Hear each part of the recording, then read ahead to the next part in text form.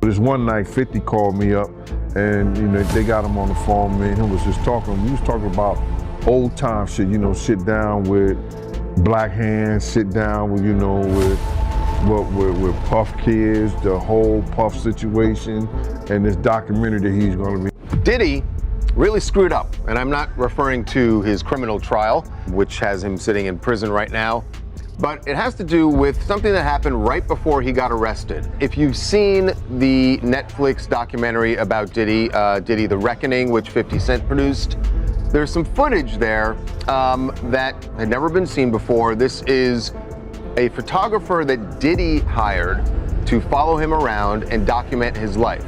That footage ended up going to 50 Cent. And maybe that's what Snoop went through, I don't know. But let the people know, because it was too early back then. Pac just had died. Upon the release of the documentary, Sean Combs' The Reckoning, many anticipated the spotlight to remain focused on a single main point. But the discussion soon strayed. Online rumors of silence, covert pressure, and content that was never included in the movie propelled other prominent players in the business into the limelight.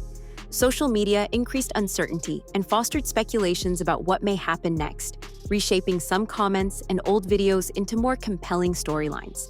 When the noise is removed, the situation seems far less explosive and is more motivated by hyperbole than by verifiable facts. In this video, we dissect the origins of these assertions, what was really spoken, what was included or removed in the documentary, and which points have been verified, refuted, or are currently being investigated. I got this audio from Suge Knight. It's from his podcast with Dave Mays, and he's speaking on, Tupac and Snoop being cool, and how, after Tupac got killed, Snoop started hanging out with Diddy. And, he also speaks on how, Snoop, he did the Steve Harvey show with Diddy after Tupac got killed. Check this out. Okay. Let's download it right now. Then you look at the scenario how everybody used Pac to make their stuff famous or make their project better. You got people who use their songs for Pac and tell them how much they love Pac, but they do songs for Puffy. You got Steve Harvey, old bitch ass, this motherfucker telling, well, fuck Pac, according to everybody else. He brings Snoop and Puffy on there and say, these are dudes who running this in the East Coast, West Coast. What's up, Snoop? Huh? Hey, whoa. Wait a minute, fellas here. Hold up. I know all about this East Coast, West Coast rivalry thing here, but we in Chicago now. This rivalry stuff, we gotta stop it, man. We stop that, we stop a lot of this violence. Yo, Steve, check this, man. All that East Coast, West Coast stuff is a bunch of media hype. It's been my dog from day one, you know what I'm saying? It's all good between me and him. That's my people. For real, that's what we came here for. We came in to light it up and ride it up. We making this shit happen. Now, Pac, if you love Pac so much, how you with the motherfucker that everybody say got something to do with the first get down that happened to Pac in New York, then the second one. What you think about Suge comments? And I never asked you this before, but did you have an issue with Snoop hanging out with Diddy after Tupac got killed? I always felt that was wrong. I'm gonna just keep it real. I'm talking about from that, like now, okay. You know what I mean? I'm 46, Snoop probably early 50s. If he figured out now, he might go by the opinion like, okay, Puffy had nothing to do with Pac. We grown now. If he wanna be his friend, no problem. But back then, that was just awkward. You know what I mean? And the reason why it was awkward to me that I never even like it because you knew how Pac felt about this individual. You know what I mean? Even if you don't agree with him, you probably could have said, you know what, I probably ain't gonna come out, publicly with this because until things clear up. So I really know I could be certain that, they didn't have nothing to do with Pac. But it's like, it was no, okay, it is what it is. So that I never really respected that back then. So you had an issue with it, you didn't like it? Never really liked it. It just was a strange look because you was Pac boy. You know what I mean? Puffy, it's clear they had some issues with Pac. And Pac died and all of a sudden you chilling with Puffy. Back then it just, okay, now you can say what you want. You go all grandfathers, I guess. You know what I mean? That's different now. But back then I think it was weird, it was tasteless. You know what I mean? It didn't seem like you really had that much love for Pac. You could have just, you know what I mean? Unless he pressured them or like questioned Puffy, like, yo, what's up with this? What's up with that? then you could say, you know what I mean, no problem. Snoop Dogg's name started making the rounds online with grave accusations, even though he was never mentioned in court documents, indictments, or federal charges related to Diddy's conviction. His long-standing presence in the music business, where common circles and overlapping periods were reframed as suspicion, was a major factor in that change. Following the documentary's publication, remarks made by a former bodyguard suggested that not everything was included in the final version. This swiftly sparked allegations that names, facts, and video were purposefully left out. Rumor channels then turned exposure and affiliation into inference by recycling old video, jail interviews, and unconfirmed reports. In actuality, none of this constitutes evidence of misconduct, only proof that he worked in the same field concurrently. So, like I believe somebody mentioned that they seen a video with me and the dude Prodigy or one of the dudes from our Deep, as if I was with. They don't know the backdrop of that. I went to his hotel room ready to fight. Like, bro, I'll fight everybody in that room one-on-one. Even if I lose, it doesn't matter. The Outlaws was with me. My homie Tiny, the Mexican homie, was with me. I didn't go there and say, let me get in a video with these guys. I went there knocking on their door, doom, doom, doom. Tell them dudes to come out. What's up with y'all? What's up with you and Pac? You got a problem with Pac? Because we could just fight like man to man, face to face, and then shake hands. That was my approach with them. But when they told me they didn't have no problem, I don't mind being with you. You know what I mean? I don't mind shaking your hand because they told me they had love for Pac.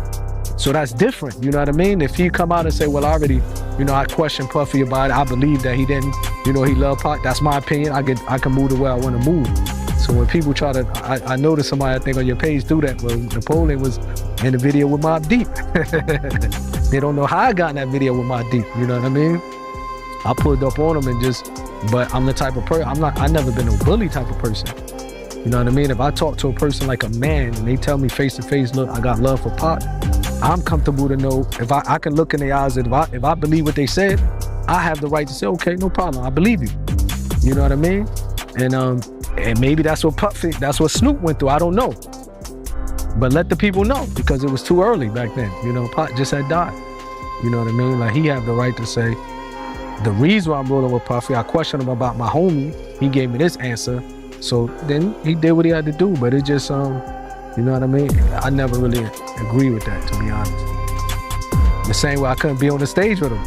When they wanted to do that tribute, I just couldn't do it. Like, I really felt in my heart. The true risk arises at this point. When tales stray from reality, mistrust takes precedence over facts, and association takes the place of evidence. The documentary was never presented as a critique of the whole business. It was obviously centered on a single person, following his ascent, the hierarchies of power around him, and the recorded actions that resulted in a conviction and a 50-month imprisonment. It focused on confirmed stories, looked at trends supported by documentation, and remained rooted in the legal system. It did not, however, accuse unrelated individuals without proof or provide information suggesting that others had committed crimes. The designers have repeatedly asserted that only verified, legally backed content was provided, and claims that information was purposefully omitted to protect anybody are still unproven. He was doing a documentary thinking he was going to come out triumphant. Yeah, I didn't know that's how this started, is he started filming himself and getting this footage because he thought he was going to beat everything. Okay, Diddy that makes sense. Okay. Has a relationship with Netflix. I knew that. With Ted Sarandis. I saw that. Yes. Okay. And he's filming it there, but of course, when you get, obviously it wasn't a clean sweep on the prosecutor's side, but you're still going to prison. Yeah. He basically kind of scraps it. It's not also Netflix is saying, because they commissioned it, right? Netflix is saying, all right, cool, just turn over what you got, and what we'll do, we'll make it what it is, because we're just following reality. Diddy's like, well, hold on now. If I lost the case, I'm down to still do it with you, but I got to be able to control it. Now, Diddy was probably going to kind of shape this doc to make it look like, hey, this was malicious prosecution. They kind of went really hard at me. Mm-hmm. I'm not a perfect guy, but I am a good guy. Yeah. And Diddy was like, I need to be able to craft it. And Netflix was like, no, you're not. And he's like, well, my question is, did he sign the footage over to Netflix so they own it? Mm-mm. Like, how were they able to do this without his? No, but he didn't pay for it. So essentially, they're calling it a payment error. Ooh. So essentially, The deal falls apart, or he's like, yo, we're not gonna do So this. awkward. And the Oh my people who gosh. did the work that have all this footage, they're like, so wait, you told us to film because this is gonna be on Netflix. Now you're saying Netflix doesn't exist, and we're not getting paid because Diddy was gonna pay with Netflix money. And Netflix realized this, and they went to the filmers and said, hey. If anything, the documentary demonstrated restraint in a shock value-driven media environment by omitting names and minimizing participation that was supported by documents or reliable evidence. Because of this strategy, accusations of secret video continue to be validated. No court records reference Snoop Dogg, no verifiable videos have surfaced, and no investigators have named him as a person under investigation. After the release, Snoop really officially backed 50 Cent, openly siding with him and displaying no signs of conflict. The premise of dread or avoidance is undermined by the fact that public support seldom comes from someone who is concerned about potential outcomes. To look at this through the prism of a modern-day rhetorical genius, we're talking about the one, the great, the 50 Cent. All right, this guy's skill at rhetoric is absolutely next level. And this totally ties in with, how he famously is a big fan of Sun Tzu, The Art of War. Now, rhetoric with a capital R, I can just give you the definition of that. That's basically public speech, particularly public speech that is to persuade. Any persuasive public speech is rhetoric, right? Now, we kind of break that down into two subcategories of rhetoric with a lowercase r and dialectic. Rhetoric is essentially everything else, and really what moves the needle with like 97% of people and 100% of groups, okay, is in fact rhetoric with the lowercase r. So again, stuff like this, 50 Cent is an absolute master of. Basically, he dropped this doc, this 50, this Sean Puffy Combs doc, and it's just kind of set the internet on fire. It's beating out Stranger Things. Like, it's a wild ride to watch, right? And one of the things that he does is he breaks down Diddy's character on Diddy's own terms. One widely circulated allegation stems from remarks made by someone claiming to have flash drives purportedly connected to a deceased prominent person and implying that they included private information regarding well-known individuals. In an attempt to fill in the blanks, online criticism quickly attached celebrities like Snoop Dogg without first verifying the context. Authorities have never verified the contents of any such files, and the family openly denied their validity. There are no confirmed records, videos, or unlawful files that mention Snoop. However, conjecture persisted as ideas solidified into presumptions. Despite the lack of evidence, rumors became headlines, and headlines became widely accepted. Narratives. Unverified content does not constitute misconduct under the law.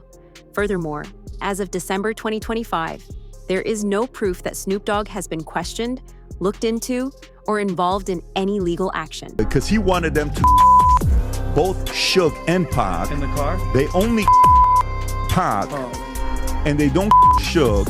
So allegedly, they got paid $500,000. The $500,000 was paid to the guy on the right, all the way to the right. You see the guy on the right? Corey. He's the one allegedly that got the $500,000. And that money never went to Keefe D or anybody else. The guy on the left is the one that stole the chain, the chain, which was a Death Row Records chain. That's a way of saying I got your rapper's chain. Because if you were one of the guys, Death Row. So long story short, this whole thing is a recording that he said this. So what does Diddy do? Rob, can you pull up this song? It's a song called Black Rob, featuring Mark Curry and Mario Winans. If you can just type in lyrics, okay? So he gets $1 million. Can you go to the lyrics? And Diddy's in the lyrics when he gets started. Go a little bit lower.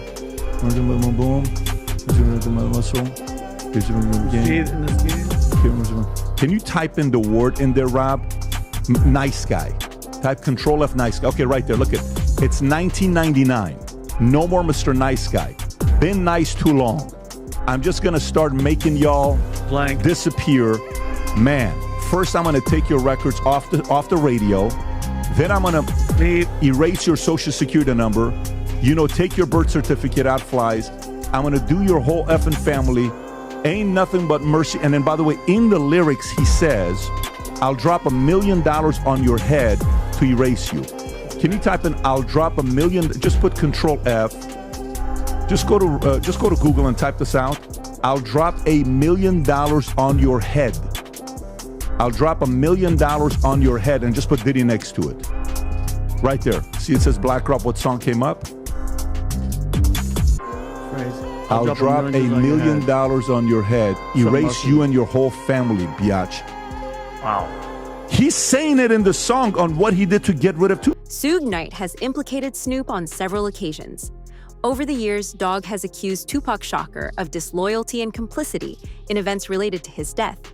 And whenever the sector comes under fresh investigation, those allegations usually come out again. These discoveries, however, are not brand new. These are long-standing charges that have never been validated. The majority were made while incarcerated during high-profile interviews that attracted notice due to their contentious nature. Snoop has always refuted the allegations, characterizing them as fabrications motivated by personal animosity and long-standing rivalry. Crucially, law enforcement has never brought charges against Tupac, despite decades of inquiry into his murder. Snoop Dogg recognized him as a suspect. For being out there and allowing Misa to come out there to make money, however she was doing it, to feed her family. He vowed down that it's like, yo, I ain't never f***ing with her again, and I ain't never f***ing with him again.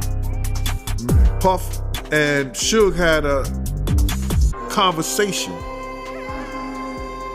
behind the House of Blues about was we all right, and Tupac was alive. Tupac wasn't dead. So if it was a war, Suge ain't having no conversation with Puff about we good.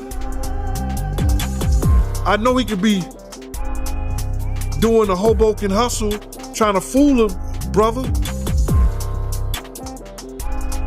But had he killed my man or some like that, I wouldn't have no conversation with Puff. I'd been like, yo, you know what y'all niggas done? You know what happened? And it wasn't no conversation like that, brother. It wasn't no conversation whereas that, Suge made Puff feel like, I'm gonna get you a payback for what happened to Jake. This was more so that Puff, for whatever reason, Suge, for whatever reason, he was mad at Puff. And Puff, for whatever reason he was mad at Suge, it was between them two. It wasn't no whole East Coast wanted the West Coast dead, and the West Coast wanted East Coast to dead, because they still was going out, still chilling, still at places with each other. It was Bad Boy, and it was Death Row. It was no East Coast and no West Coast. West Coast dudes were still coming out on the East Coast getting love. East Coast niggas was still going out on the West Coast getting love. It was Bad Boy versus Death Row. And that's what it was, bro. And it was because of the two CEOs. But Suge tried to straighten it out. I gotta get at the Suge. The Death Row East Coast, the Death Row East was going to bring in Eric B. It was going to bring in Big D. And those brothers was from the East Coast. So now, they was looking for a representative to come to the meeting from Bad Boy so they could straighten out the between Pac and Big and Death Row and Bad Boy. And Puff is the one who refused. Puff is the one to refuse to send a representative or either come himself, and got mad at Zip and them because they were in the Mirage on 57th Street partying with Suge Knight. Got mad at them. And Zip hung up the phone on him behind that. Repetition and evidence are often confused in online narratives, where repeated exposure lends credibility to unsubstantiated assertions. While important background is ignored, this psychological impact is strong and often exploited. Suge and Snoop's long-standing animosity stems from well-documented financial disagreements, interpersonal problems, and public feuds. History that calls for skepticism rather than acceptance without question.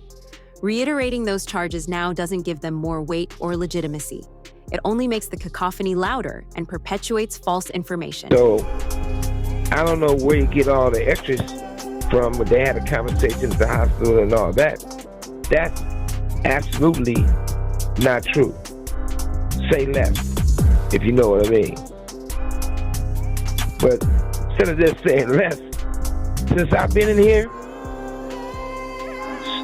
Snoop and other people been having people trying to bail the guy out, Keefy D, because he talking too much. Raising them trying to do stuff for Puffy because they say he talking too much. They even had somebody talk to me and say, hey, you can help him get free. I said, look, I don't have nothing to do with none of that, and I'm not leaving prison to go to Nobody County Jail. To the point they were saying, well, you can't leave and sacrifice a little bit in the county jail to stop that black man from getting life? Hell the no. I ain't wishing bad on him at all, because I don't want to see nobody go to prison.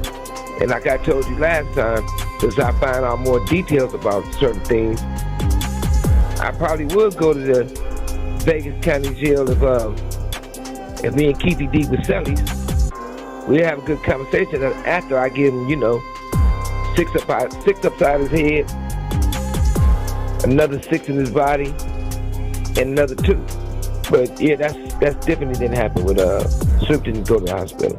Even a cursory assessment reveals that the widely held internet myth that Snoop Dogg became quiet after the publication of the documentary is untrue. He kept making frequent posts on business and music, even openly endorsing 50 Cent. The concept of disappearance originated from selective attention, which disregarded any information that went against the myth. He didn't withdraw from public life, deactivate accounts, or make panic remarks. Instead, he continued to remain active and concentrated on his endeavors, such as Death Row Records, refusing to participate in unfounded rumors. Just got out the gym, doing my workout boxing.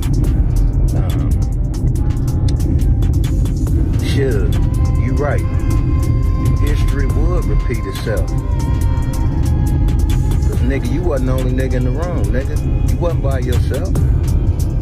There was other people in the room too. I'm not gonna say no names cause like you said, we don't talk. So why you on here talking? Let that go, man. And as far as Snoop and Corrupt writing my album, you ask them niggas that. Them niggas ain't wrote my album. Corrupt helped me with Do You See? Snoop helped me with This DJ. Other than that, everything else I wrote. So that's where you wrong at again. And as far as the tough guy, do you recall when we was at the World Club and the said Death Row and NWA? Who fired on that? Me. When you was at the Comedy Store, fighting that little buff ass at the Comedy Store, who saved your motherfucking ass? Me and C-Style. So what have I done to you?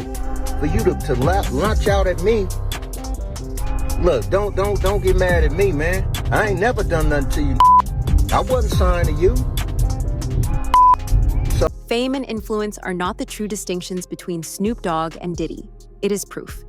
After years of investigations, testimonies, and court rulings, one case led to a conviction, but the other is only known by association and internet rumors. As of December 2025, Snoop Dogg was not the subject of any accusations, indictments, or ongoing legal proceedings. And that difference is important. The lack of legal action is not protection when responsibility is genuine and apparent. It shows a lack of evidence. Not everyone involved in the aftermath is at fault. Furthermore, while the truth is important, it is only weakened when rumors are confused with reality. In a documentary, there's a couple things I'll share with you guys on what I took away from it. But Rob, maybe share the clip on how he got access to some of the footage of the documentary. Is this the one, Rob? Yep. Go for it. How did you get that footage of Diddy? I figured most journalists would not disclose their sources. Does he know y'all have this in the doc? I would doubt he knows. So when this airs, that'll be the first time that his legal team, Diddy, that everybody knows that this footage is now seeing the light of day. Perhaps. Combs' team firing back in a statement to NBC News, saying the Netflix so-called documentary is a shameful hit piece and that they relied on stolen footage that was never authorized for release. His team sending a cease and desist to Netflix. That doesn't mean it's not true. Of course. But they relied on stolen footage, okay, is what they relied on. And then they ask about the history of 50 and him, issue that they've had. What's the one you just pulled up, Rob? This is where they talk about the feud, and then I also have 50 Cent talking about Diddy's reaction to the documentary. Yeah, that's so funny. That is so funny. But watch this one here. Go ahead, Rob. How do you respond to people who say that it's more about the disdain that you have for Sean Combs than it is for giving the victims a platform? What they consider a pre-existing beef, right, for 20 years, right, is me being uncomfortable with him suggesting that he takes me shopping, or I looked at it like it was like a tester, like maybe you'll come play with me, type of thing, right? And it's not personal. I think it's important to also let people know that the show is not completely the perspectives of people that did not like Sean. We weren't trying to just get the highlights, the salacious details, that the real goal was to storytell. And not everyone needed to have an allegation to be a part of this project. Yeah, I mean, so that's that part, right? The fact that the feud with the two of them, hey, let me take you shopping. Like, you say that to a girl in the 50s, like, what are you talking about? Take me shopping. How do you ever flip a mind? You want to take me shopping? And then last but not least, Rob, the other clip you have of 50 is talking about how he thinks Diddy's going to like this documentary. Go ahead, Rob. If Sean Combs watches this, what do you think he's going to feel? Like, wow, this is amazing. I think he's going to say this is the best documentary I've seen in a long time. She can't even hold it. Because you'll see people saying that. I mean, he may feel a different way about pieces and bits of it, but he knows the truth. Snoop Dogg is now enmeshed in a well-known online cycle in which conjecture solidifies into dread and doubt converts into accusation. The truth is straightforward once the dramatic headlines and response videos are removed. There are no charges, no disappearance, and no confirmed video. This is not a tale of fear. It's about how rapidly stories emerge when someone in a position of authority is overthrown and everyone in the vicinity is implicated. The real issue is not who will be targeted next as the fallout develops and new material emerges, but rather whether facts will be permitted to take precedence over rumors. Will the discussion be guided by the facts, or will presumptions continue to determine guilt before any evidence is presented?